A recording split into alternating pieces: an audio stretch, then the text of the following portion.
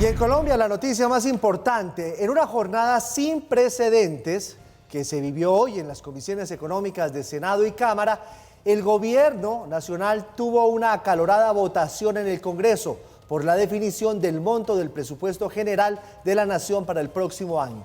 Aún queda camino, discusiones por resolver, pero por ahora en el Congreso le dijeron no a la propuesta de presupuesto del presidente Petro. 12 votos por el no, 1 voto por el sí. En consecuencia, ha sido negada la proposición del monto definitivo leído. Este fue el resultado de la votación en las comisiones económicas de Cámara y Senado para aprobar o negar el monto propuesto por el gobierno para el presupuesto del próximo año.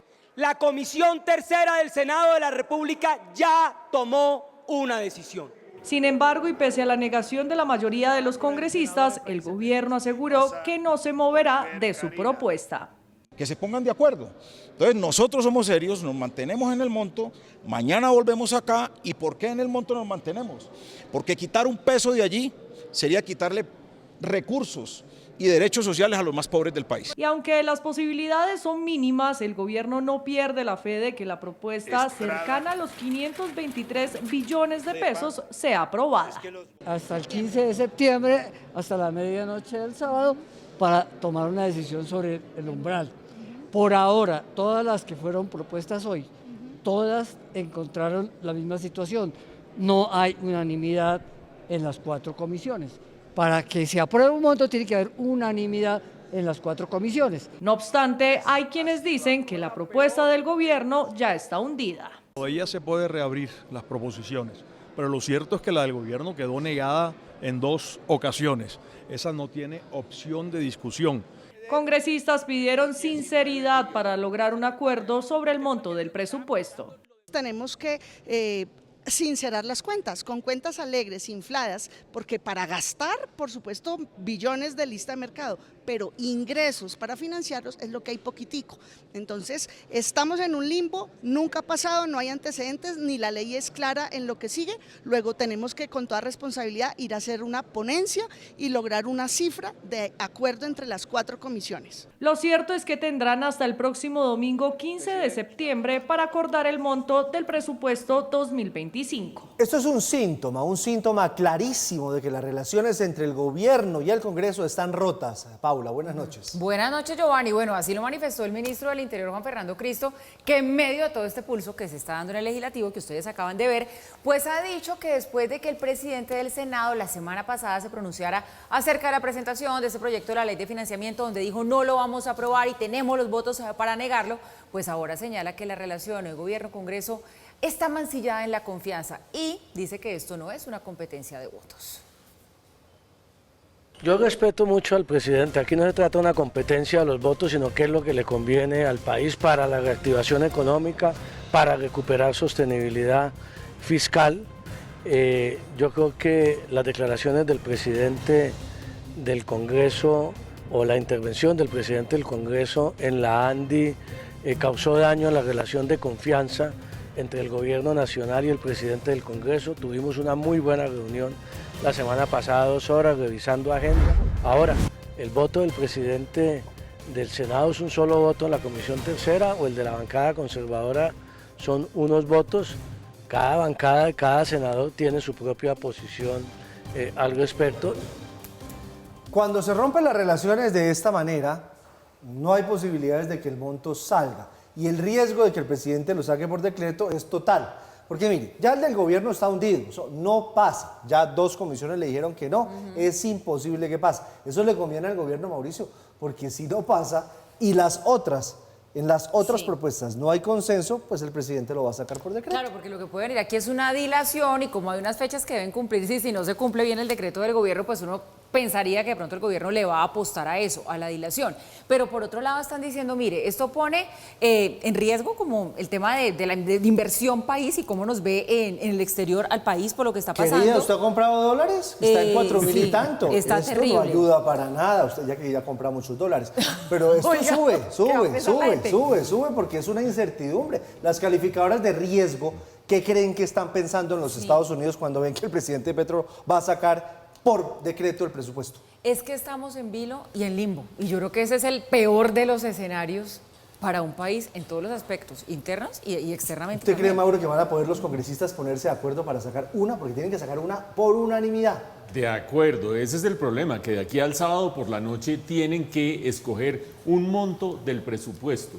Ya fue rechazada la propuesta del gobierno de 523 billones, fue no rechazada, no hubo unanimidad de las 4 comisiones, las terceras del Senado y Cámara y las cuartas del Senado y Cámara, las comisiones económicas. Tiene que haber unanimidad entre las 4 comisiones. Rechazada o no aprobada por unanimidad, más bien los 523 billones planteados por el gobierno. Tampoco aprobado por unanimidad los 511 billones planteados por el presidente del Senado, el doctor Cepeda, ustedes lo vean hablando ahora, y también los 499 billones planteados por Angélica Lozano, la presidenta de una de las comisiones. Es decir, esas 3 murieron porque ninguna de las 3 ha sido aprobada por unanimidad. Puede salir otra cifra de aquí al sábado a la medianoche, una cifra intermedia, una propuesta de alguien que salga al socorro de esta situación y termine encontrando verdaderamente una cifra de consenso. Ojalá que eso sea así. ¿Cuál es la alternativa? Llegamos al sábado a la medianoche, no hay monto de presupuesto y pasan los días y si llegamos al 21 de octubre, el 21 de octubre el presidente de la República puede sacar el presupuesto por decreto y lo puede sacar con 2 escenarios. ¿Por qué 2 escenarios? ¿Por qué no es clara la cosa? Pues porque estos son terrenos inéditos, porque la gente anda con lupa mirando los códigos, mirando las normas, los incisos, las leyes, a ver qué es lo que sucede. Pero dicen los que saben de técnica presupuestal que hay 2 opciones. Si se llega hasta el 21 de octubre y si de aquí al sábado no hay un acuerdo de las 4 comisiones. Una, que se apruebe el presupuesto por 523 billones, pero sin el monto correspondiente a la ley de financiamiento, que acuérdense ustedes, son 12 billones. Ayer lo estábamos analizando, ese monto de la ley de financiamiento. O 2, que se apruebe el monto del presupuesto que haya sido aprobado ya el presupuesto como un todo en el primer debate, que eso debería suceder el 25 de septiembre. Vaya uno a saber qué pasa de aquí al 25 de septiembre, vaya uno a saber qué termina aprobando el Congreso de aquí al 25 de septiembre. ¿Por qué Paula hablaba de los calificadoras de riesgo y por qué Giovanni hablaba del dólar? Por nada distinto a que los inversionistas internacionales evalúan todo el tiempo la sostenibilidad fiscal de nuestro Estado, de nuestro país. ¿Por qué? Porque tienen títulos de deuda, porque dicen unos títulos que dicen la República de Colombia le pagará al portador tanto y tanto, por lo tanto la capacidad de pago, la estabilidad financiera y fiscal hacia adelante lo miran con lupa. ¿Y por qué son claves esos inversionistas tan hartos? Porque tienen la tercera parte de la deuda de Colombia. Es decir, que si en un momento dado dicen, uy, estos tipos se fueron de gastos, rompieron la regla fiscal, no están siendo responsables, yo como que más bien vendo estos títulos de deuda, empiezan a salir capitales del país y empiezan a amenazar la tasa de cambio. ¿Va a suceder eso o no? No lo sabemos. Por ahora hay nerviosismo y se nota en la tasa de cambio. Por ahora hay nerviosismo. Habrá que esperar a ver si hay un acuerdo de las 4 comisiones de aquí al sábado a medianoche o si no, qué sucede hasta el 21 de octubre, porque creo que si lo sacan por decreto, un presupuesto no financiado, que sería 523 billones, para un gobierno que no ha ejecutado razonablemente, creo que eso sí sería una pésima noticia para la economía. A propósito del tema, luego de que el Gobierno Nacional radicara la ley de financiamiento en el Congreso de la República, gremios, analistas, expertos dieron a conocer los puntos negativos y positivos y negativos que tiene el proyecto. Aquí en Redman Noticias consultamos con el director de Fedesarrollo, que es el centro económico más importante, yo creo que de América Latina. Mauricio, usted trabaja ya de día, porque de noche usted trabaja acá. Sí, señor. De noche no lo traemos nosotros. Una pregunta, cuando uno cambia la regla fiscal, ¿es como maquillar la deuda? Es como cuando uno maquilla la deuda y dice, bueno, ¿esto ya no es deuda? Sí. ¿Palabras más, palabras menos? Creo que ninguno de ustedes, compañeros de esta mesa, ha estado en esa situación, pero a veces los hogares, las familias, se endeudan en exceso y aparecen en una lista que antes se llamaba de data crédito, ya no se llama así, que es esa gente que como que no se sabe si le prestan o no le prestan. Lo mismo pasa con los países. A los países les ponen la lupa, les evalúan sus finanzas públicas, su sostenibilidad fiscal. Y para eso sirve la regla fiscal. La regla fiscal es como si uno en su propia casa tuviera un Excel que le permitiera decir qué deuda es sostenible. Si me vuelvo la regla fiscal, no soy sostenible y no voy a poder pagar. La regla fiscal es fundamental. Eso no se puede tocar porque sería maquillar entonces las deudas. Claro, es como decir uno, no, entonces no pago esto que era una deuda con el banco hipotecario, lo voy a dejar de ladito para... No. ¿Y estaría por esa vía de flexibilización de la regla fiscal que está buscando el gobierno gastar más? ¿Eso es lo que estaría pretendiendo hacer? Claro, porque se estaría aflojando el cinturón de castidad, pongámoslo en esos términos, que tiene que tener el gobierno para cumplir sostenibilidad fiscal y poder pagar sus deudas hacia adelante. Se estaría aflojando ese cinturón de castidad y por esa vía se podría gastar más, pero no se garantizaría el pago de la deuda futuro. Veamos lo que dice Fedesarrollo de esta ley. Con el proyecto, el gobierno busca financiar parte del presupuesto general de la nación. Sin embargo, para Fedesarrollo, en este momento no es conveniente, ya que la economía hasta ahora da luces de recuperación.